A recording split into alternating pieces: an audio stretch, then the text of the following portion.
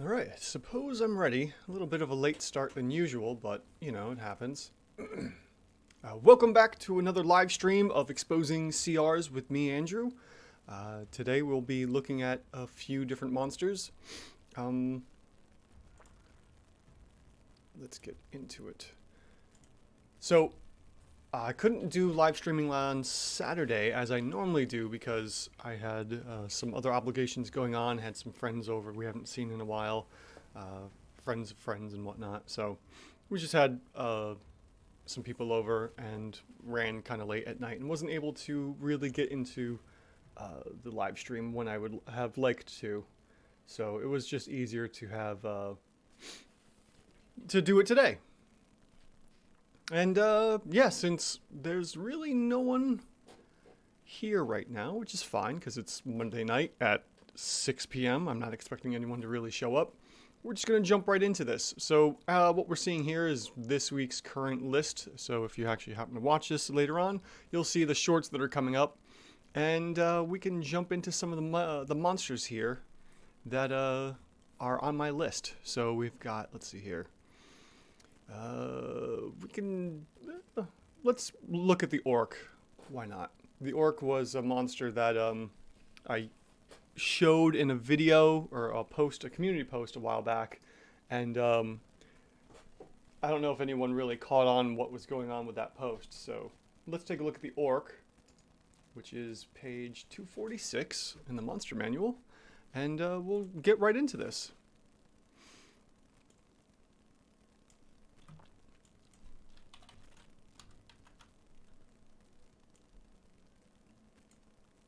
Oh, I dislike it when that happens. Come on. Oh, that was my cat. Okay. And what did I say? It was 246. So we'll probably go to 247. Sure enough, there we are. And we'll look at the very simple and basic orc. So let's get over to the tool here. Let me move that there. And yeah, we'll just take a look at it. Oh, before we get into this, there has been a slight update to the tool. I've gone ahead and, if you haven't seen already, I've added in limited magic immunity here on this column. So now we can get plus 10 to our monster's effective AC if need be. And then also at the bottom, something I've been wanting to add in, I've added extra attack bonus, armor class, hit points, and damages. And these will go in at the end. So if for whatever reason I need to say, oh, I wonder what would happen, you know, this monster has this kind of trait and I need plus 3 more AC. Well, now I can click this, tap in the 3, and now the stuff will update so that we get an effective AC bonus of 3, and we'll see all these changes moving everything along. So that's that. So that was just a small update. I've got another update coming for version 2 of the tool, as we're looking here, which will probably be coming sometime next month, and we'll go from there. All right, so let's take a look at the orc. They are a medium humanoid, and they're supposed to be rated at CR 1/2. So we'll go ahead and throw in the 1/2 here, and we'll start putting in all the other information for our orc. With an armor class of 13, and 2d8 hit dice. They have some stats of 16 strength, 12 dex, 16 con, 7 intellect, 11 wisdom, and 10 charisma. So we have, you know, a few things here to look into. Curious. Let me see something real quick. Okay. All right. I don't know. Did I not? Oh, I can't. Oh, shoot. I can't get everything back. All right. Hold on. Just put it all back in. I thought I could. Usually I can just double back, and then I don't have to worry about retyping all this stuff in. But whoops. Oh well. So we got that, 11, and 10. Okay. So that's our base information for the orc, and that's our base orc as well. We don't have to worry about anything in the skills area. That's going to pertain to the monster CR, and we can jump right into its monster trait, which it has aggressive. And the aggressive isn't really going to give it all that much. I mean, at lower levels, this is a fantastic trait to have. +2 DPR is fantastic, as we can see here. it's already moving our OCR section. But at higher levels, it's pointless. Or higher CRs, I should say. So our aggressive trait is taken care of, and we can get right into the actions for our orc, and we can see that our orc has 2 different weapons to use from. No multi-attack to work with, but on top of that, we do have a +5 to hit with both the javelin and the great axe. So we'll go ahead and put that in already. And then we have, let's see here, 1d12 there, coming from strength for 9.5 damage on the great axe, or 1d6 +3 for the javelin. So we're looking at 6.5 there for the javelin attack. And then the orc can do either of these every round of combat, and since we would just use the great axe, it's going to be dealing more damage unless we're chucking a whole bunch of javelins for some reason, we'll go ahead and add that in here. So we have the 9.5 times 3 rounds of combat, and when we take a look here and see, our orc is actually underrated at CR1. So we have a striker here, accurate striker I should say, of a OCR2, but extremely delicate in the sense of not too many hit points. I mean, the average is 15, so the orcs will typically die pretty easily. And I get the sensation that these are atypical orcs, as we've seen from other games. Orcs are a lot nastier than this. If anything, orcs should have probably the relentless trait, but wasn't my choice. This is how they built orcs out in 5th edition D&D. So what can we do to fix the orc here? Well, since it has a second weapon, let's take a look at switching out the rounds of combat for the javelin and see if we can bring that CR1 down to a 1/2. So we'll simply come here, go to the 6.5 and multiply it by 3, and sure enough, now we have a CR 1/2 monster. So right off the bat, probably ignore the great axe. It's going to be doing a load of damage, especially against players in, levels 1 through 3 that are supposed to be fighting orcs. A couple, I think it's like two level 1 players could face off against 1 CR half orc, or 1/2 orc, but if it's a CR1, it should be a full party fighting 1 orc, which is horrible. So, yeah, right off, just keep them with the javelin. Don't even worry about the great axe. That's the quick fix for our orc. So I'll come in here and I'll take a note of that. And let's see here. Gotta go all the way down to the orc, which I've already done. There was another thing. If you want to use the great axe, another quick fix would be to drop the strength from 16 to 14. That will also drop the attack bonus and damage per round average by 1 each, and then you can use your orc that way. So that's another way. You can either not use the great axe or drop the strength down.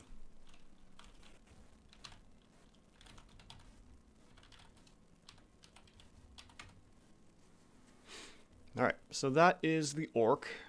Horribly underrated, ironically enough. So what's next? What can we look at next?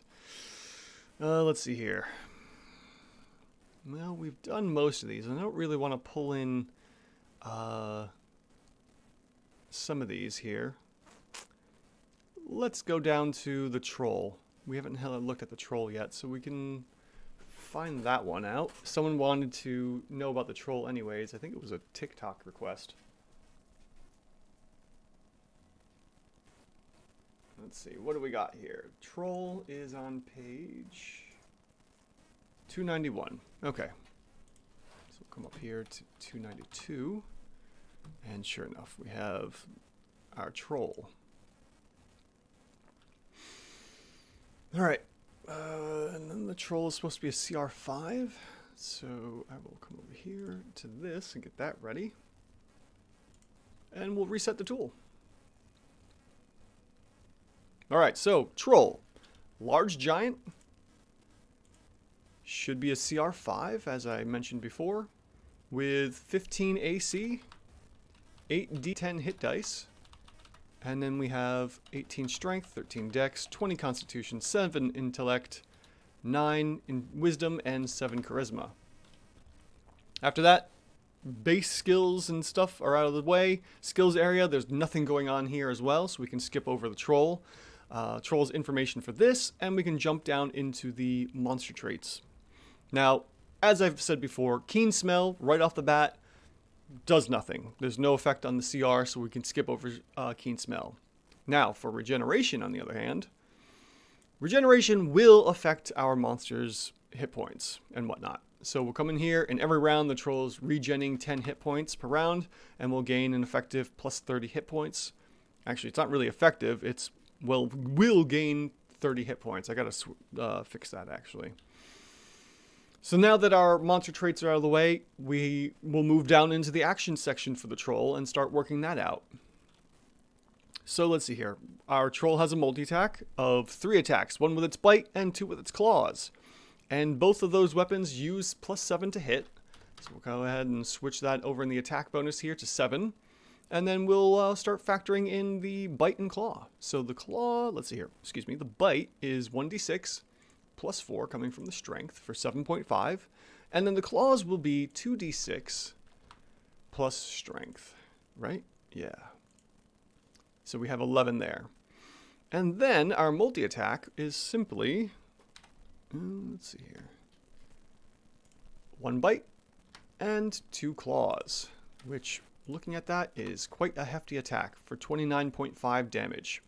And then after that, we can just simply put in the 3 rounds of combat of the multi-attack every round. So multi-attack times 3, giving us a full attack of 29 and a CR of 5 for the troll. Thankfully, our troll is even rated. We don't have to worry about modifying the troll whatsoever. Not that we should really be taking this into consideration, but if the troll isn't getting regeneration because it's part of the mechanics, the troll then becomes a CR4 and easier to defeat, obviously. So, yeah, there we go. Troll is an even rated monster at CR5, which is fantastic to see. So go ahead and take a note of that. Let's see here. Troll, there you are, X. So what do we have for our values? Because I always forget to grab those. Was that 4, 5, and 5? Oops. Yep, 4, 5, 5. Okay. 4, 5, 5. Even rated. And no notes. Nothing to worry about. Okay. You know what? Since we're blazing through these first 2 monsters here, I think it's time we take a look at something homebrewed or so. And because of that, let's take a look at the Elder Hydra, which is coming from D&D Beyond here. So, what do we have for this Elder Hydra? Oh, we got a whole bunch of stuff here. I may have bitten off more than I wanted to chew on this one. All right, well, we'll reset the tool and we'll go from here. So, the Elder Hydra from D&D Beyond, I believe this is someone's custom homebrew that they put in, is a huge monstrosity. And let's see here, should be a CR 18. And what do we got going on next? Well, we've got 18 natural AC, followed by 18 D12 hit dice. And then we have 22 strength, 10 dex, 22 constitution, 16 intellect, 15 wisdom, and 14 charisma. Next, we do have a big section in the monster skills area, and we'll start off with saving throws. We see that we have 2 saving throws, and we don't have to modify anything because the initial saving throws is 0 to 2. So upwards of 2, there's no bonuses. So we'll move down to damage resistances, and we'll see that we got the standard array for non-magical attacks. We also have damage immunities of 1 condition of acid, so we can skip over the immunities and throw in resistances. Considering this is a CR 18, I don't believe we're going to get any kind of a benefit here. Sure enough, we don't. So as we see here, we have damage resistances and immunities. To see what kind of bonuses we get, this is only 1 times the bonus. And we get no effective hit points from that. I believe the cutoff was CR 16. No, 17. Anything over 17? Or am I thinking? Yeah, it's either 16 or 17. One of those is the cutoff for resistances. So we're getting nothing from the skill section, surprisingly enough. Even though it has blind sight, dark vision, true sight, which seems to be a bit of an overkill. Blind sight and true sight? Only with gold head, though. So there's this whole special thing with the Elder Hydra growing different colored heads. I did a little reading up on this beforehand when the person had requested this. So we also have, let's see here, monster traits. We have amphibious, no effect on the CR, so we'll skip that. Multiple heads. The Hydra has 9 heads. While it has more than 1 head, the Hydra has advantages on conditions. That doesn't matter. Whenever the Hydra takes 50 or more damage on a single turn or attack, one of its heads dies. If all the heads die, the Hydra dies. So you need to deal a excessive amount of damage to really kill a Hydra off in one round with 9 heads. And then at the end of its turn, it grows 2 heads for each of its heads that died since its last turn, unless it has taken fire damage since the last turn. The Hydra regains 30 hit points for each head regrown in this way. So let's see here. We're looking at what? 1 head dies, and then it grows 2 heads for each head that died. So that would be a total of 60 hit points every time a head dies off. That will probably be equivalent to, we could probably say maybe, I don't even know. At this level of play, CR18s, players could be doing an excessive amount of damage in a single turn or one attack. So it's possible that this could happen. I'm going to put in, let's see here. We're looking at 60 per head. If 1 head dies per turn, then yeah, we'll just say 2 heads. So let's throw in regen of 60 for the time being, which is insane, but maybe what we need to see to get a CR18 here. Who knows? After that, we also have reactive heads. For each Hydra head beyond 1, it gets an extra reaction that can be used only for opportunity attacks. So since we're not sure if we ever get opportunity attacks, we don't count those in. Opportunity attacks are not guaranteed. So this is just good to know if the monster does happen to get a chance to have an OA in the opportunity attack. Next we have wakeful. Doesn't matter. It's just at least 1 head's awake. And then we have colorful heads. When new heads are made, roll a d12. For each new head, on a roll of 1 to 6 is a basic head. On a roll of 7, you get red. 8, you get blue. 9, you get green. And they typed out 9 for some reason. 10, you get a white head. 11, you get a black head. And 12, you get a gold head. So this is where this stuff is going to be important. Right off the bat, I believe the Elder Hydra doesn't have any colorful heads. So we can guess that we're not going to really worry about any of these extra abilities in the action section here. But we'll see what happens. Just from the base anyways. So now that we've got all that out of the way, let's take a look at the actions and reactions that our Hydra can do. So right off the bat, we have a multi-attack. The Hydra makes as many bite attacks or special colored actions as it has heads. So we're looking upwards of starting with a 9. And speaking of 9, the Elder Hydra has a +9 for its attack bonus. So we'll go ahead and pop that in there.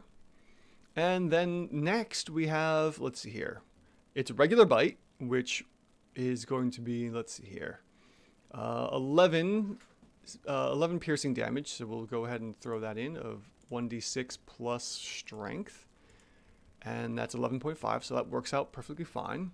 If a black head makes this attack and deals damage, then add 2d6 necrotic damage. If a red head makes the attack, deal 1d6 fire. And if a green head makes the attack, deal 1d6 poison. Seeing that there's a combination of 1d6 from fire and poison, I would believe that this was also maybe misplaced. This might need to be a 1d6 as well. Not entirely sure, but because we can't guarantee any of these heads, I'm not adding in any of this damage right now.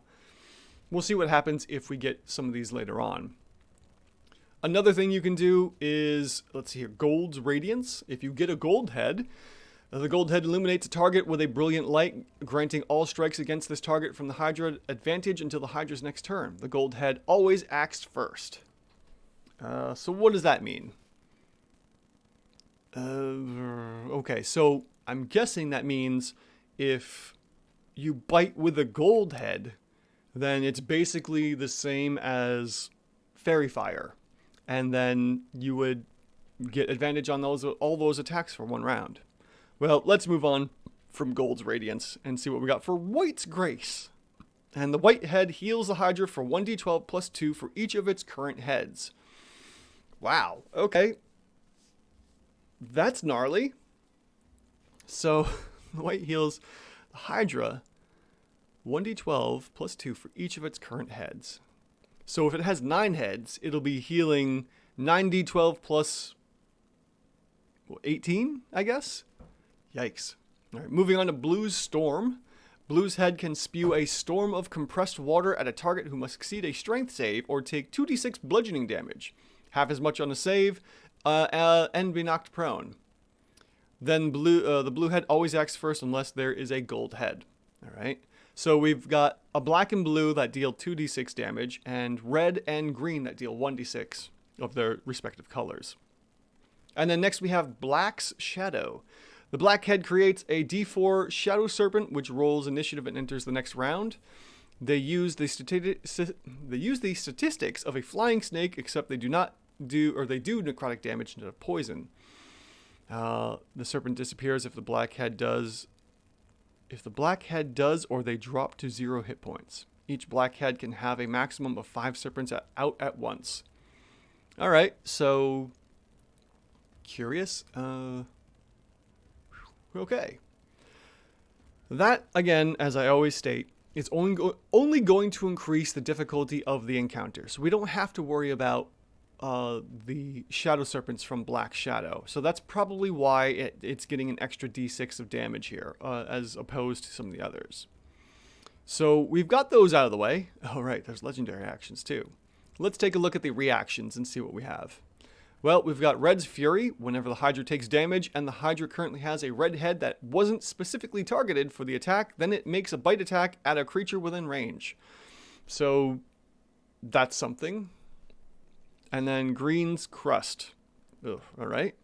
Whenever a specific head is targeted for an attack, the green head can intervene and put a thick shell around itself. The new target becomes green head, and it gains a +6 to its AC for this attack. All right, so that's very similar to Shield, provided you have a green head. And it's a good thing I added in those extra spots down here. All right, so we can't guarantee any of these heads. None of them. We start with 9 basic heads. So right off, let's add those in and see what we get for our multi-attack. So we're going to do 11.5 times 9 for a total of 103.5 points of damage. We do have some legendary actions, so let's take a look at that. The Elder Hydra gets 3 actions, which is fine. One of them is going to be Bite, so the single head takes the Bite action. So that is easy enough, and we can then take the Bite and multiply that by 3, since we could do that 3 times. Then we have Blue's Calm. If there is a blue head and the Hydra takes fire damage, that would have rendered it unable to regenerate and heal 50 hit points. Wait, let's start this over. If there is a blue head and the Hydra had taken fire damage, that would have rendered it unable to regenerate heads, heal, there should be a comma there, heal 50 hit points and make it on... heal 50 hit points and make it able on its turn unless again attacked using fire. Wow.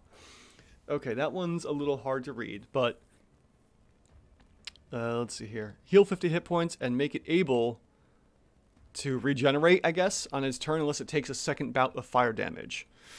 Oof, okay.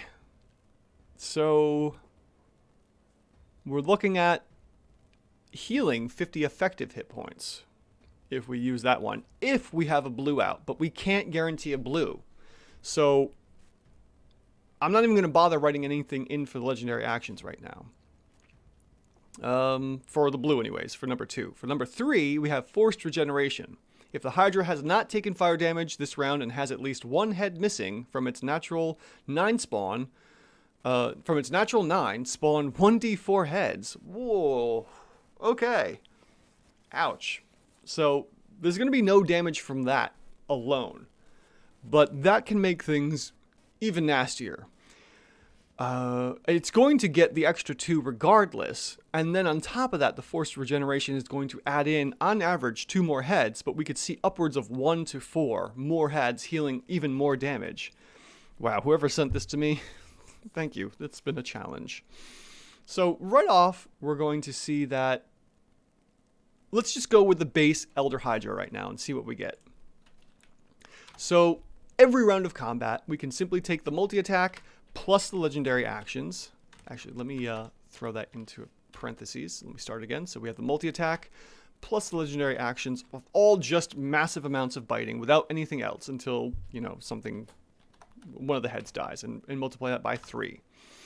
So right off the bat, without even using any of the heads, this is supposed to be a CR 18, as we saw here in the expected CR and in the stat blocks.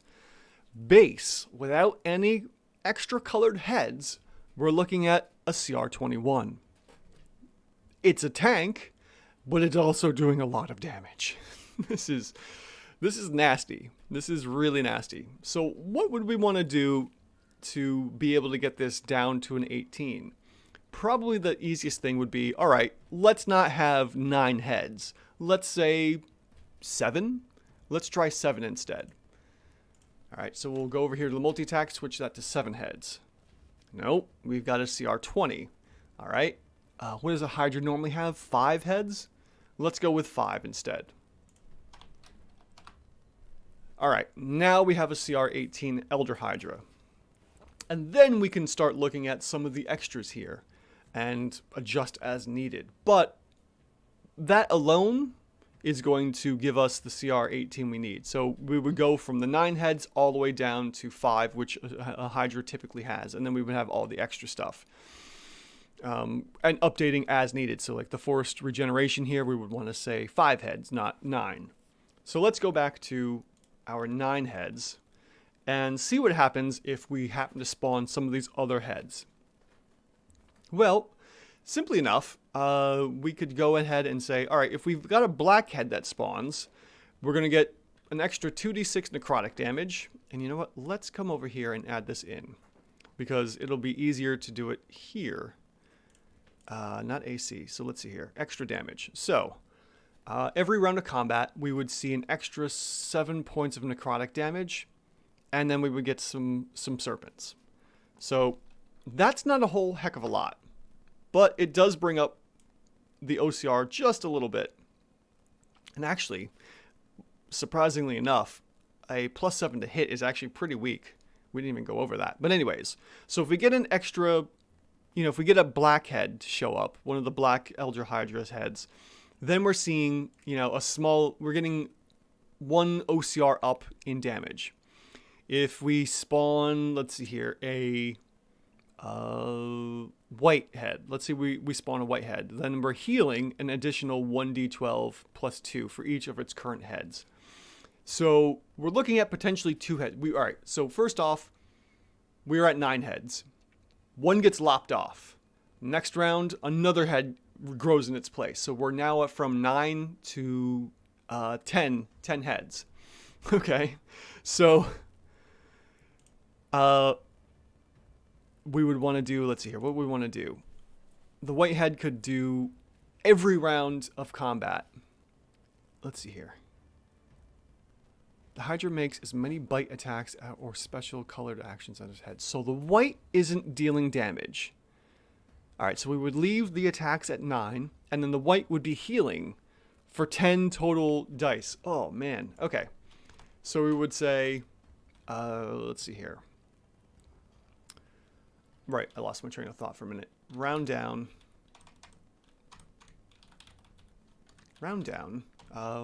Let's see. 10 times 6.5 plus 20. So we're looking at an extra 85 hit points on 1 round. And then every round that the white head stays out, it's adding in 85 hit points every round of combat. So we're looking at another step up in DCR here. So it seems as though for every, well, let's not get to that point right yet. Let's see what happens if we do another head here. And can the white do anything else? No, the white can't. All right, so let's take a look at the blue. Blue Storm is dealing 2d6 points of damage from the water pressure thing that it can do. What else can it do? Anything else? Nope. There. All right. So then we would come down here to legendary actions, and it could heal 50 hit points. So we'll just simply put in 50 there. And yeah, all right. So this is going from, wow, all right. So it's going to stay at an OCR or a CR of 21 so far. So yeah, it seems like every head is adding on at least one OCR or one DCR, depending on what they're doing. And the gold's radiance is going to give advantage on attack. So I'm just going to give it the blood frenzy there, and that's going to bump that up. So as I stated before, base, this Elder Hydra is already an OCR, excuse me, at base the Elder Hydra is a CR 21, which is 3 steps higher than what was expected. Everything else is just going to compound and make this worse for the players. So, for instance, the blue gains one OCR and one DCR. The black head gains one OCR. Gold's Radiance increases the OCR by 1.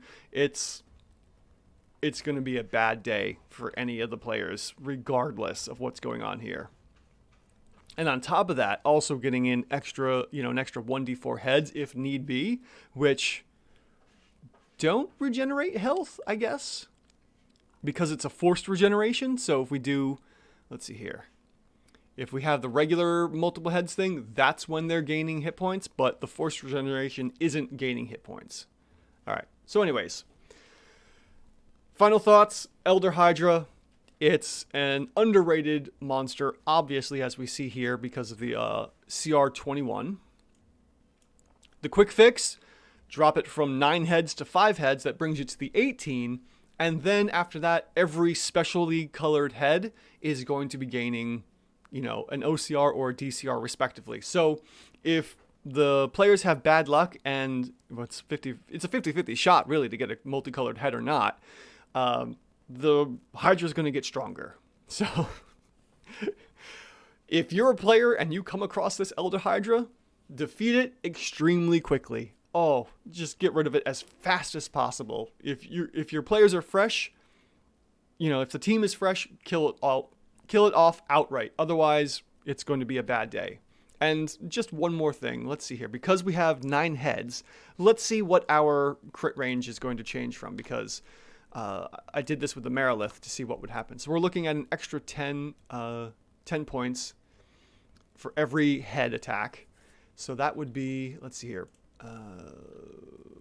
How would I want to put that in here? Yeah, so we would say that plus 10. Oh, that is horrible. So actually, we may, because we're looking at an additional... Ooh, okay. Because of all the heads, we're going from 5% chance to crit to 45% chance to crit because of the crit range and the sheer fact that we have all these attacks. Not to mention we have the legendary actions too, which I didn't account for. So actually, hold on. Let's take a step back here.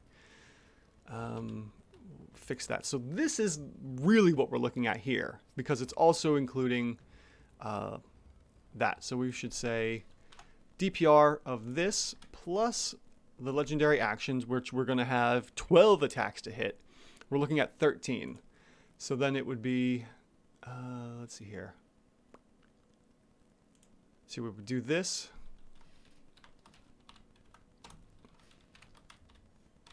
Oops. Okay, that plus 13.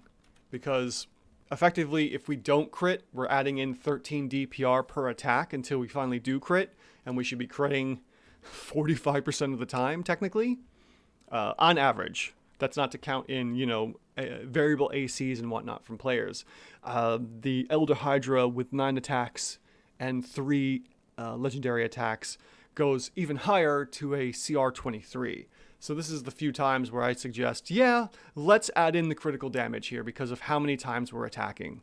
So to make this even worse, the Elder Hydra may be a CR 23 and not an 18 like we initially thought from the stat blocks. Ooh, that is a rough one. Okay, let's move on. Gonna reset that, and let's pick another monster here while we've got some time left.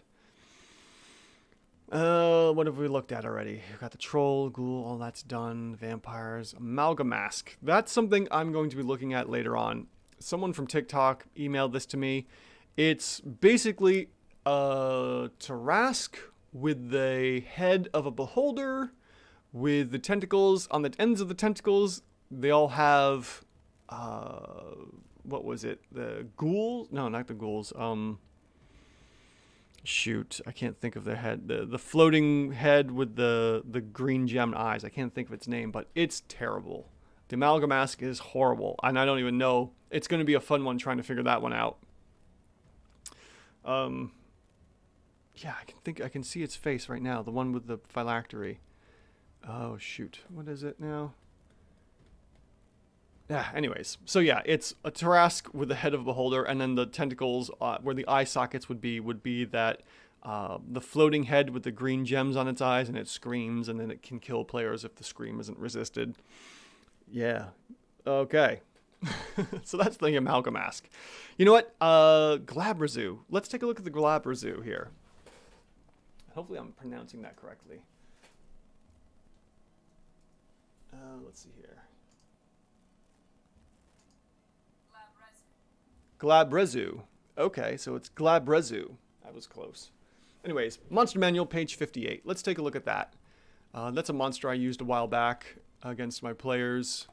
Actually, they're still in my first campaign's main campaign. They're still fighting off these Glabrazus.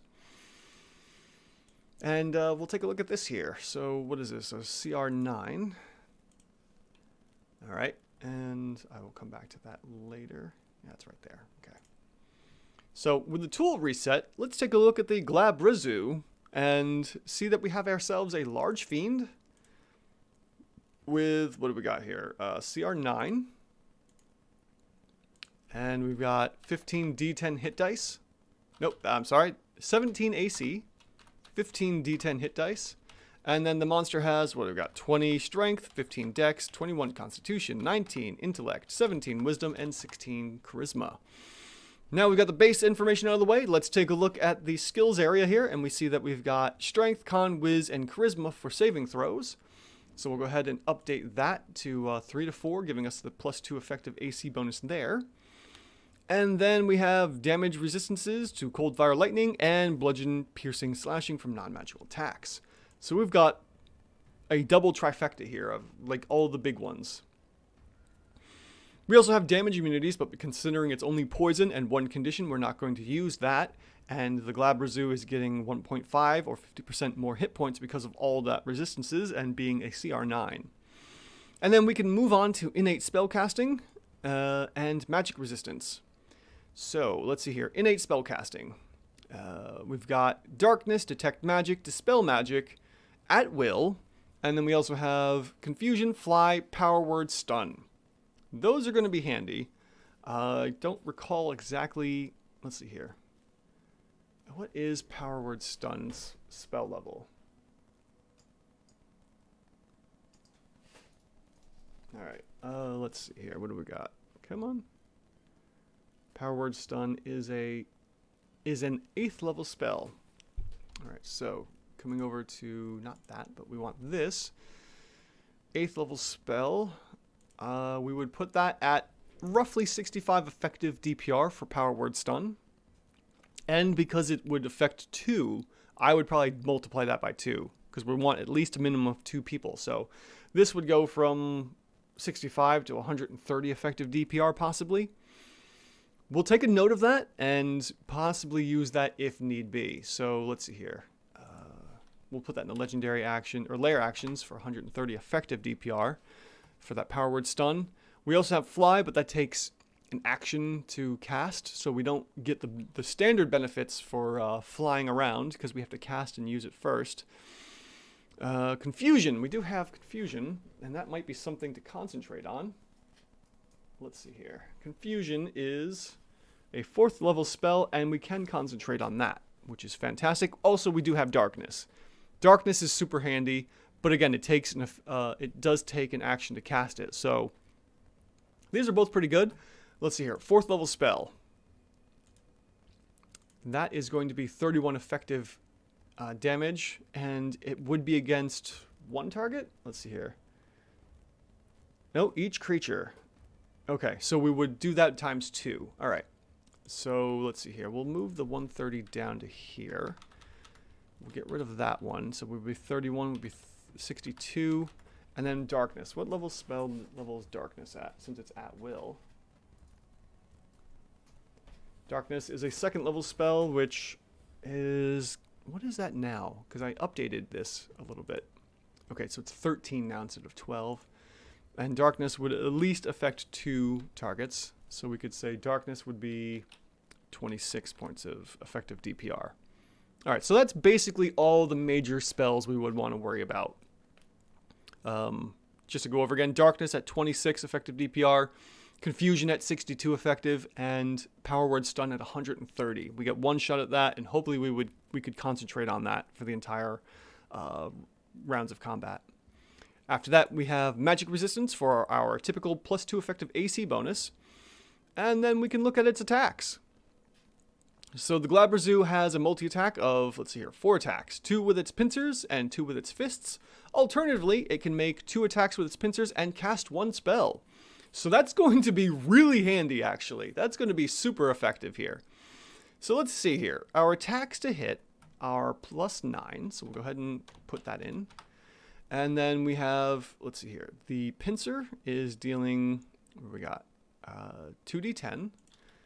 Okay. 2d10 plus its strength bonus, I'm sure, for 16. Excellent. And then, let's see here. We've got the grapple check. So the Glabrezu has 2 pincers, each of which can grapple only 1 target. So we'll come down here, and instead of using constrict like we normally do, I would say use the extra AC for +2 effective AC. Since constrict would normally be 1, we'll do 2 here. So if we get 2 people stuck in the pincers, we now have +2 AC, which is what we would expect anyways. And then next we have the fist, and the fist is, let's see here, 2d4 plus strength as well, for a total of, oh no, what is this? It's using dexterity? Why is it using dex? Wait a minute. How is this working here? This should not be dexterity based. If it's a dexterity based, then the 2 hits should also be dex based, which is a 2, and then we should see a lower attack. Something's wrong with the fist here. I'm just going to go with what's printed, but it shouldn't be like this. Anyways. So we've got 2 different multi-attacks. We can do the first multi-attack with 2 pincers and 2 fists, for a total of 46 on that. And then we have a couple other things we can do each round of combat. Considering power word stun is a massive one, I would start with that. And I would say, all right, we'll do 2 of the pincers to collect some people there. And then we would cast a spell. And for the spell, obviously, I would say right off the bat, let's do the power word stun. And then you would be concentrating on power word stun while doing some other things, maybe casting fly or detect magic, and going from there. But since fly, since this monster can't attack at range and fly, we're not going to get the full +2 bonus for that. I would say maybe +1 AC, and we could decide how to go with that there. What does it have? It does have True Sight, so that could be a bonus too if we did Darkness as well instead. Oof, I don't know. Let's see what happens here. So right off the bat, let's just start with the base attack of multi-attack with the 4 attacks here. So we'll go in and we'll take in the 46 and multiply that by 3. And we see that we have a CR 11. As we stated in the expected CRs, this is supposed to be a CR 9. Now, this is something important we need to take care of. Because we're at this weird bouncing point, let's switch the expected CR to 11 and see what happens here for the resistances. Okay, so our resistances now drop from 1.5 to 1.25, or 50% to 25%, and now we are seeing a CR 10. So let's see what happens if we go to CR 10. It jumps back up. So we've hit a bit of an infinite loop here, because this is supposed to be a 9, but because of all of its bonuses and everything, we're actually somewhere around like a 10.5, it seems. So it's hard to say what we keep here. I would say, since it's supposed to be a 9, let's just stick with the rating this an 11, and then we're getting the 25%. Excuse me, we're getting the 25% rather than the 50% bonus, which brings us down to the 9 like we're supposed to have. But we're still underrated, unfortunately. So we have another infinite loop going on here. I'll have to add that back into the shorts when I cover it weeks down the road here. Now, what happens if we say we do the multi-attack of power word stun first? So then we would say, all right, we'll take our multi-attack. You know what? Let's get rid of this because we're gonna do some things here. So this will just be the 2 pincer attacks, right? So then round 1 will be 2 pincer attacks plus power word stun, and then in theory we are concentrating on that all the time. So then we can multiply that times 3, and I should have put that into parentheses when I started it. And let's see here. If we're concentrating on power word stun, and we've got at least 2 players out of combat for however long is going on here. Oh, no. We've got to switch some things around here. Sorry. Let's see here. I'm not multiplying that times 3. Or are we? No, yep, we got to do this a little differently. Sorry. So round 1, we're casting power word stun, and then we're doing two pincer attacks.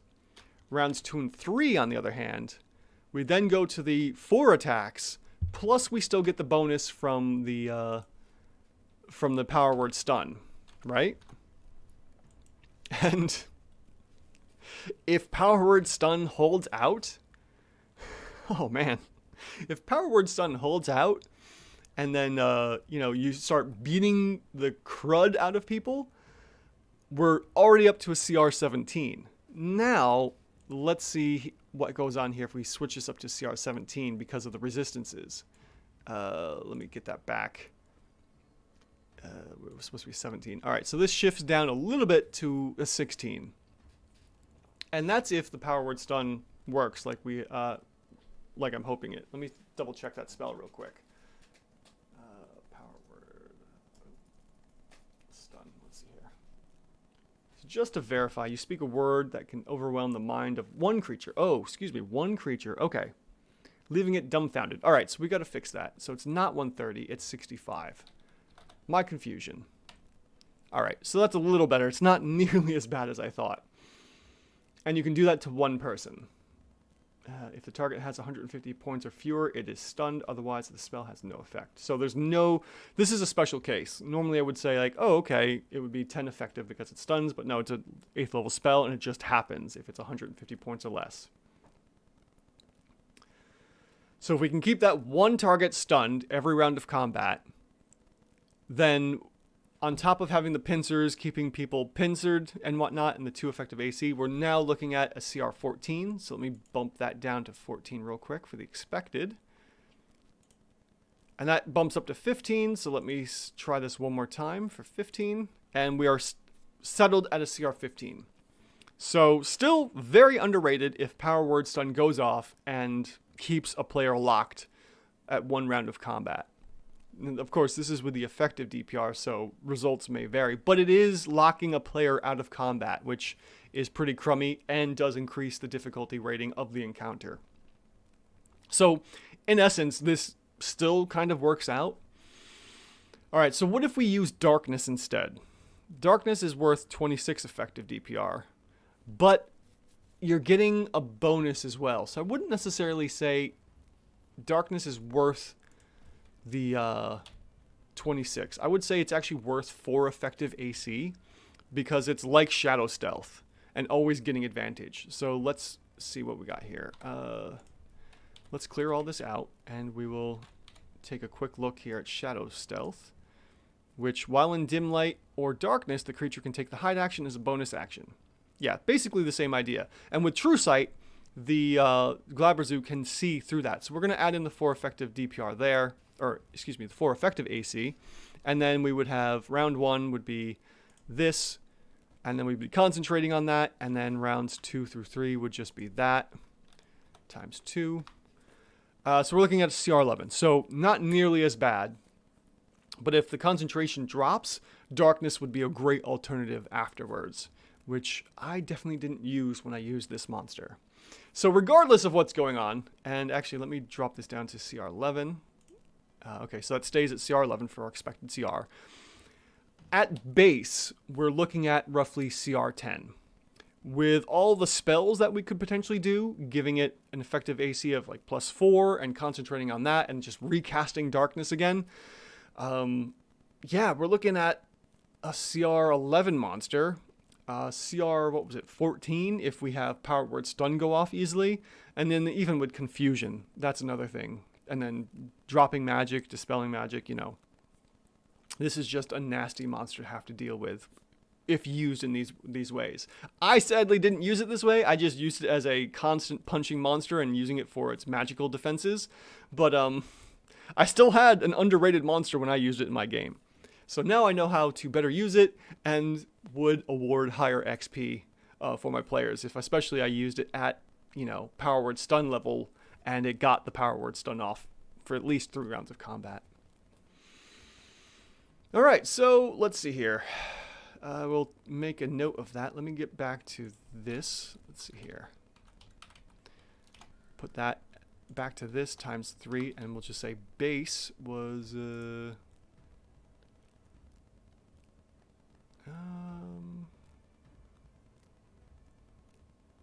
oh yeah, I gotta get rid of that, and I need to keep that going. Okay, perfect. There we go. Now I need to take record my numbers here, and the Glabrezu is, let's see here, 12. Ooh, wow, very defensive tank. Obviously, it's more of a caster tank, and a bit of an accurate striker too, but tank, none for sure. So we got 12, 8, and 10. Rating, underrated. Note. Yeah, I don't really have a note. It just gets worse from there on out. Darkness, CR11, Power Word Stun, CR14. I'll just leave that as my note.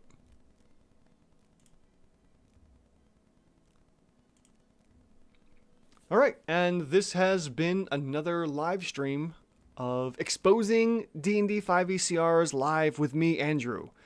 Thank you for watching the video, and anyone else happens to watch this or the recaps later on this week. And this is me, Andrew, signing off, asking the question, are your encounters evenly rated? Thanks, everyone. Have a good night, and I'll see you later.